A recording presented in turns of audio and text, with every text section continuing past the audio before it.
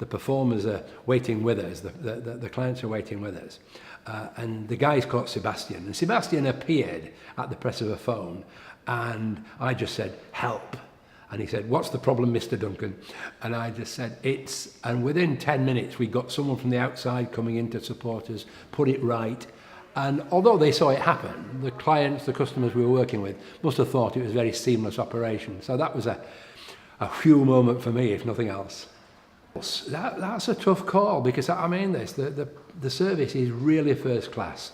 So there are a few selfish items in it, I suppose. I quite like a bacon butty when I arrive at a hotel, so something of that kind, waiting for organisers of workshops and that sort of thing would be, it would be useful. I particularly like the dedicated parking spaces, so I'm not telling you what I need more of. I think it's as good as it can get. There's value for money, and you'll know from your side of the business perhaps what can be improved, but from mine, you're a hard act to follow. I've passed on QHotels, not just Forest Pines, and in fact we're due next to work at Aldwark, which is north of York somewhere, so in God's own country. So I passed it on not only to other providers of consultancy services, of workshops, but some of the head teachers we work with extensively. I'll say to them, this is hard to beat if you're wanting staff conferences, if you want value for money, if you want good food and excellent facilities. QHotels are hard to beat. So there's a regular group of head teachers who I meet with and work with on this sort of basis, who hopefully will be using Forest Pines in particular. Katie Maguire is just down the road at a very small and beautiful new school.